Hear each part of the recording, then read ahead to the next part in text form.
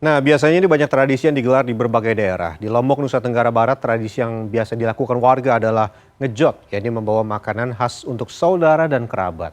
Sementara itu, menyambut Idul Fitri, masyarakat kota Pekanbaru Riau punya tradisi lampu colok di bangunan yang berbentuk menyerupai masjid. Bukan lampu hohlam yang dinyalakan, melainkan sumbu yang diletakkan di sebuah kaleng berisi minyak tanah.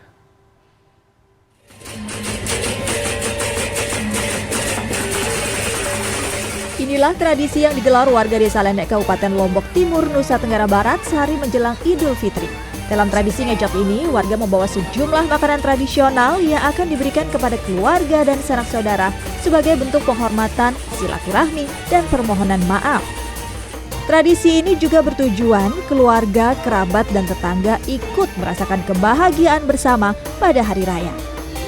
Misalnya anak datang kepada orang tuanya untuk memastikan bahwa selalu orang tuanya bahagia, senyum di hari bahagia itu. Yang muda datang ke yang lebih tua, adik datang pada kakaknya, kemudian datang ke pimpinan desa untuk menunjukkan rasa hikmat pada pimpinan desa. Kemudian pimpinan desa memberikan ungkapan atau ekspresi perminta maaf kalau memang tidak bisa melayani masyarakat yang baik dan lain-lain. Bangunan dari kayu menyerupai masjid yang menyala terang ini berdiri di lingkungan kediaman Gubernur Riau menjelang Idul Fitri. Sekilas nyala terangnya seperti lampu ya. Namun ternyata cahaya itu berasal dari nyala api. Warga menyalakan api di atas sumbu yang diletakkan dalam kaleng atau botol bekas berisi minyak tanah. Tradisi lampu colok ini sudah digelar dari tahun ke tahun oleh masyarakat Riau. Tradisi tersebut dilakukan untuk memberi penerangan jalan bagi warga yang akan pergi ke masjid guna melaksanakan i'tikaf pada hari-hari terakhir Ramadan. Pertama kan alat penerang. Ini juga alat ikut bergembira dalam rangka merayakan hari Idul Fitri. Yang ketiga adalah ya malam ini kan dianjurkan kepada kita melakukan i'tikaf, memperbanyak amal ibadah, dan itu sekaligus mudah-mudahan bertemu dengan malam Lailatul Qadar. Lampu colok biasanya dinyalakan beberapa saat setelah sholat maghrib. Bukan hanya masjid, bangunan yang dibuat bisa berbentuk ayat suci Al-Quran atau simbol Islam lainnya. Tim Liputan CNN Indonesia. Selanjutnya ada salam tempel yang sudah menjadi tradisi unik yang dinanti saat Lebaran tiba. Lantas seperti apa asal-usul tradisi salam tempel yang dikenal dengan istilah angpau ini? Berikut ulasannya.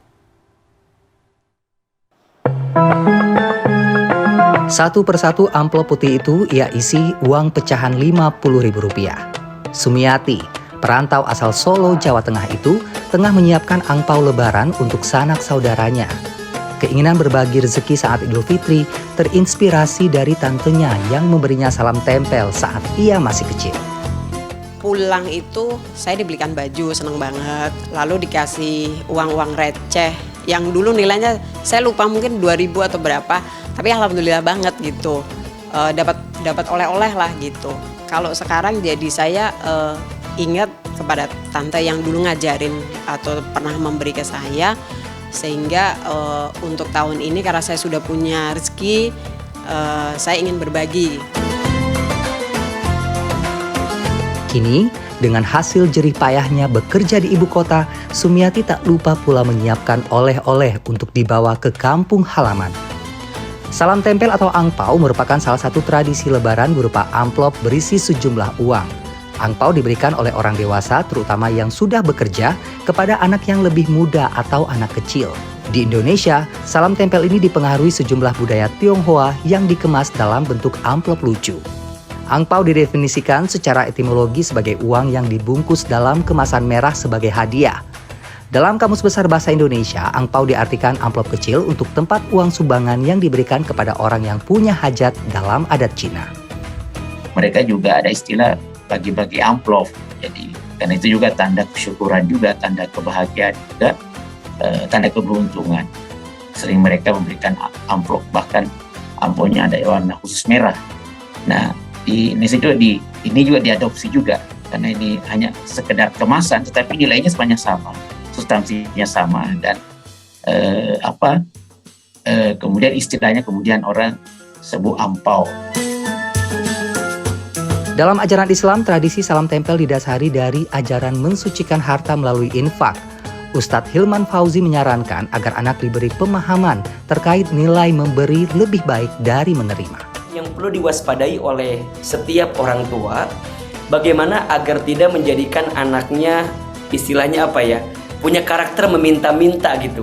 Karena kita tahu bahwa identik lebaran itu dikasih, kemudian tidak sedikit di antara kita yang ayo minta ngantri ke pamannya dan seterusnya. Kalau untuk sekedar rame-rame gitu ya seneng-seneng ya mungkin sah-sah saja.